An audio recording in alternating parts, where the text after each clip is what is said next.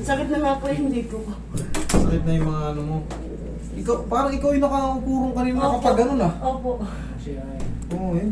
Oo, nakita ko yung pagpasok ko kanina. Ano nangyari sa'yo? Bakit napunta ka ng ER? Nung nasa work kasi ako eh, tapos, pero nung Saturday, masakit na yung Kaya last pusan mo Saturday. muna yung ano niya. Masakit na po yung dito ko, pero hindi naman po parang ngalay lang. Tapos din naglaba ako ng Sunday, by Monday pumasok ako. Nawala naman yung pain niya, pero pagdating ng mga pang 3 p.m. na ng hapon, Yung hapon yun ah. papapahinga na ako, papunta na ako ng ano namin. Hindi na ako makahakbang. Para na po siyang nag-frozen na. Tapos, mainit na yung likod, yung lower back ko. Kasi hindi ko na siya magalaw. Pero wala ka bang natatandaan na ano? Sige po. May natatandaan po Wala ako. kayo natatandaan naman na dulas kayo na parang na-slide ka ng Nung konti. last year po, kumukuha akong damit sa Duratex.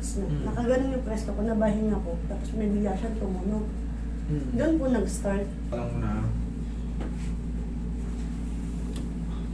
namamaga yung loob niyan, kaya ang kailangan yung kalamnan niya tumulong. Yung muscle niya sa tiyan. Kasi yung pag dito mo binigay, mapubuwal ka, maaaring matumba ka. Yeah, straight yan. Nakita sa straight. Ano, meron ba kayong x-ray sa kanya? Na-x-ray po ako, pero hindi naman po binigay yung ano. Ang sabi lang, yung buto ko is straight, hindi po curve. Relax na nga, wala na ba? Sige pa. Isa pa. Kabilang side. Tapos lalagyan kita ng bandage sa balakang. Para kahit pa paano, ma-depend yung ano muna. Mamaya makakatayo ka na yan. Pansinin mo ah, tingnan mo yung lakad niya. Ma'am, sir, nakikita niyo na may lakad niya, di ba? Opo.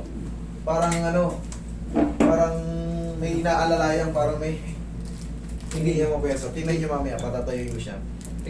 Pero may pain pa rin yan, pero paglipas ng 4 to 5 days, wash out na yan. Kaya na sinabi ko, di ba, napapanood mo yung video ko? Opo. Hintayin ko lang yung 5 araw.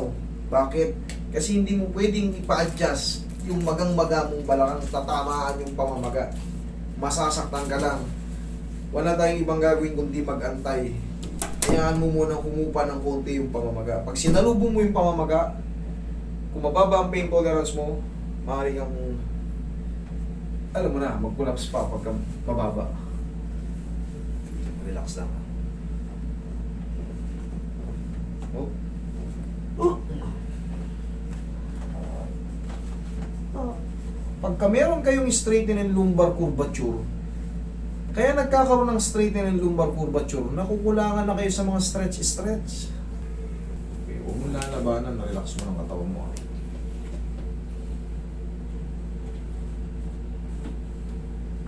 Inhale. Exhale. Thank you. Ganyan po lagi O, baba pa, ko. baba pa. Tukod ng siko. Yan, ang kamay. O. Yan, ganyan muna. Pamasahin ko ulit yung back mo. Eating mo na 4 to 5 days. Tapos, wala mo nang laba-laba. Huwag mo nang magbuhat-buhat ng ano. Relax muna. Okay? Thank you. Thank you po. Pero, sayang. Ano yung Salamat po. Doon po sa